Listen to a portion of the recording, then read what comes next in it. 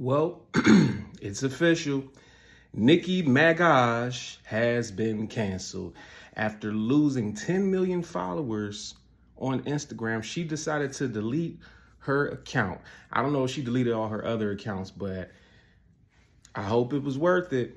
And like I've told y'all before, I think I'm more of an independent. I'm not really on either side of this political spectrum.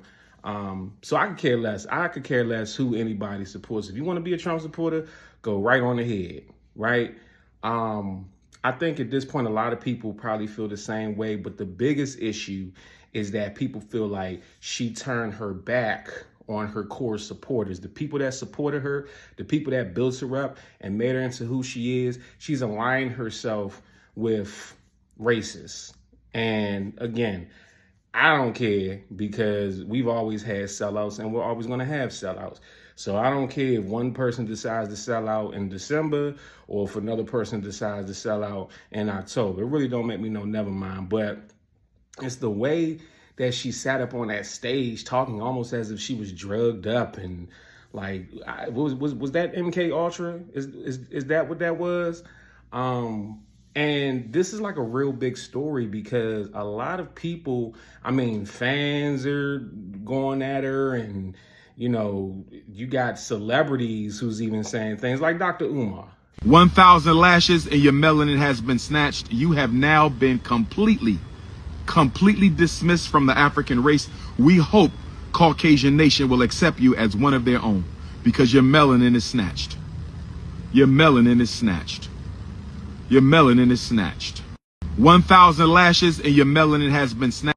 Now, I'm not sure if this clip is even directed towards Nicki, but it is hilarious to hear Umar, of all people, kick you out of blackness. You know what I'm saying? I'm talking about you get a bunch of lashings and you are no longer in the African diaspora. I bet if she donated to that invisible school, he wouldn't have kicked her out.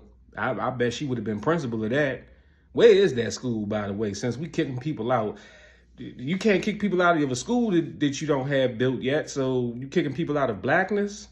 Come on now. Dr. Umar, of all people, doing it definitely don't make sense. But it is funny. It is funny. But here's another clip of this woman speaking on Nicki Minaj.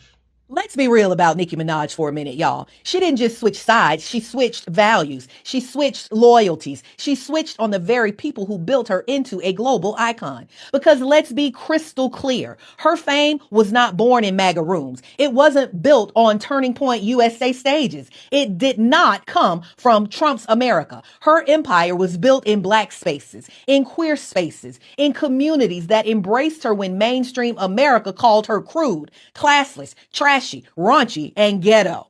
And now she's tap dancing for the exact people who once despised her. Not because she grew, not because she thinks for herself, but because she saw a new lane to explore. This is about aligning with a political machine she thinks will shield her from criticism and consequence. She wants the illusion of power more than the reality of accountability. This is the celebrity tradition of using black culture to rise, using queer culture to shine, then abandoning both when white conservative approval becomes more profitable. Nicki knows exactly who made her a superstar. Black girls who saw themselves in her hustle. Queer fans who built entire aesthetics around her music and persona. Communities who fought for her when mainstream America wanted absolutely nothing to do with her. And she repaid that loyalty by sitting beside people who legislate queer lives away, mock black struggle, and cheer policies built on exclusion and cruelty. That is not confusion. That is cynical opportunism. Nicki Minaj wants the benefits of blackness while cozying up to a movement built squarely on anti-blackness. She wants the money and brilliance of queer fans while performing for people who demonize those same fans as immoral. She wants to be queen of the barbs while dancing in rooms full of people who believe her fan base is everything wrong with America. Nicki Minaj didn't just switch sides, she switched currencies. And the currency she gave up was us, Black people, queer people, the communities that carried her, crowned her, and kept her relevant long after the industry moved on. You cannot build your throne on Blackness and queerness, then run to MAGA and expect the kingdom to follow. Nicki Minaj now stands as a cautionary tale. What happens when an artist sells out her people for applause from the very crowd that once booed her? The same crowd that called her ghetto, called her too sexual, called her a bad influence, called her fans degenerates, called her entire aesthetic a threat to American values. And now suddenly she's MAGA's cultural trope. That's some good points. She definitely was Team Rainbow real heavy, wasn't she? Super duper rainbowed out. I'm talking about just zesty as a mug.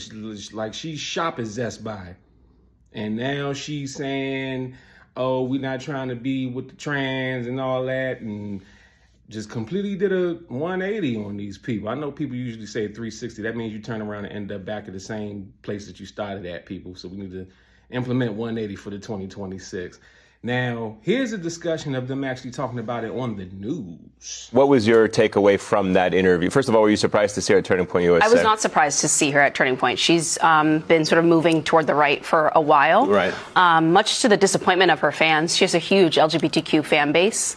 And of course, a massive Black fan base of Black women who've been disappointed by comments that she's made. She's the daughter of immigrants and has been supportive of this administration and all of their actions. And so for many of her fans, they've sort of felt abandoned and betrayed by her, frankly. And in the reaction that we're seeing online tonight, you're seeing more and more of that. I mean, some people saying they can't listen to her music anymore, right. And they're just completely shocked by this, given what she represented at a certain point when she first came out and became this historic female rapper. I wonder if this is, though, an example of stars not fearing repercussions anymore or cancellation in kind of this post-woke era. I mean, I think I want them to be who they want and share their viewpoints on whatever issue they are without fear of being canceled. The question is, which, we've kind of debated a little bit on this show, is about the way Republicans fuse culture with politics.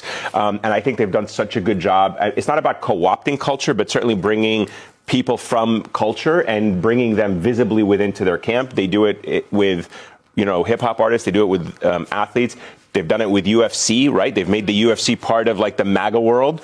And I think that is a way to reach new audiences and speak to new audience members. Even if they are losing some, I'm sure they're also gaining some because of Nicki Minaj, despite some of the horrendous things that she said. I think it's interesting if you think back to who were the celebrities who openly supported Trump back in 2016.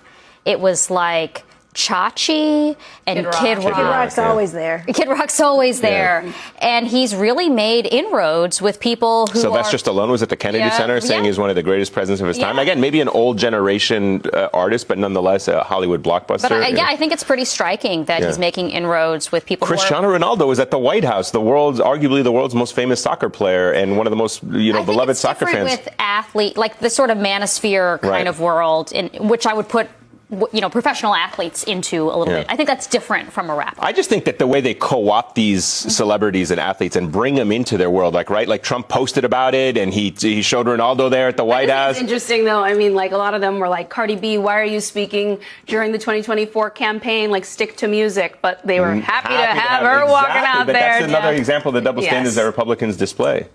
And they made some really great points that both sides really love leveraging celebrities and using them to push their agenda. And yes, I was offended when I see Megan Thee Stallion twerking at a campaign rally as if, let's just throw the hottest, thottish woman up there. And like, this is a circus. This is not serious. This is a mockery. And no, that doesn't mean I'm a Republican. I can look at both of y'all and say both of y'all is wrong. Both of y'all got issues. You know what I'm saying? Same thing with Nicki Minaj. I mean, she wasn't up there twerking on that stage at that current moment. But let's not act like she ain't made her career doing that before. And listen, I've always been a fan of Nicki. I started listening to Nicki back in 2005 when she was on the Come Up DVDs. A lot of people started listening to her after that. I been knew Nicki was like that. You feel me? So it's unfortunate to see this whole flip-flop and the backlash that she's getting from it. But let me know if you think that she could bounce back from this in the comments section. You got a business, you got a brand, you got music. Nobody knows you exist and you need exposure. DM me or email me right now, bookingcranklucas@gmail.com to get the exposure that you need, and I will share your content on my platform. I got 850,000 subscribers on YouTube. I got 450,000 followers on Instagram. I have the audience that you need to get your content in front of. And right now, I'm running a holiday special, so you can get all this exposure for the low. Hit me up right now. I got you.